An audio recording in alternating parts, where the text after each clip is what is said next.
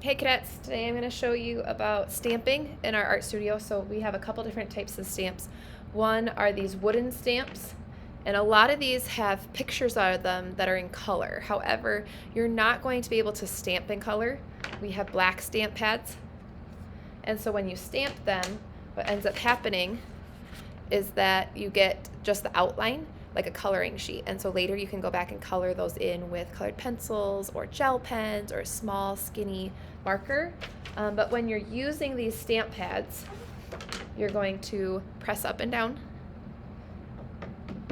and then you're going to take it to your paper, and you're going to use your hand, and you're going to press firmly, and then lift it back up, and you should get a nice little print. Sometimes when you stamp it, this was my other paper, you don't always get the right kind of stamp that goes with it. It doesn't turn out as well. So I like to do it on a scrap piece of paper like this, and then if I like it, I'm gonna go cut this one out after I'm done stamping, okay? After you're done with this and it's dirty, you're going to use a wet rag to just rub all of this off. And my rag's getting dirtier from that stamp. And then I'm going to use either another part of it if it's a big rag or just a dry one, and make sure that when I stamp this it's dry, okay?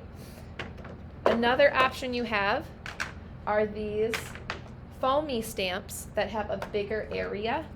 We're not going to use the black stamp pads on them. That's for the wooden ones.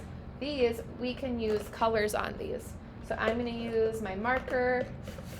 I'm going to like a blue dolphin. And I'm going to use the Mr. Sketch big smelly markers. And I'm going to paint sort of with the marker all the way across. I'm not going back and forth because my marker gets stuck in all those little areas. So I'm just going to hold it steady, and I'm going to swipe across. Sometimes when you use these, you'll notice that the last person did not wash it. If you notice that, wash it first, then go back and stamp. Once I get all those parts, I'm going to flip it onto my paper. I'm going to press firmly with all, and then I'm going to lift. And you'll see some of my marker strokes too.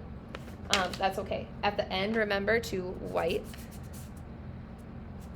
and scrub some of that off. If your rag is getting dirty, you might need to go grab a different rag and put this in the dirty rag box, okay? Make sure that caps go back on your markers and put them back in with all the smelly markers, and then that these all get put back in here, and everything goes back on the tray when you're finished. The dirty rags go in the dirty rag box.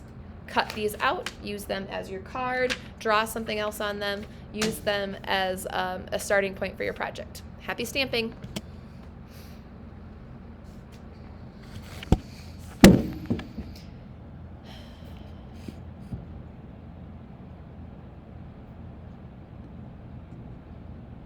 Oh shoot.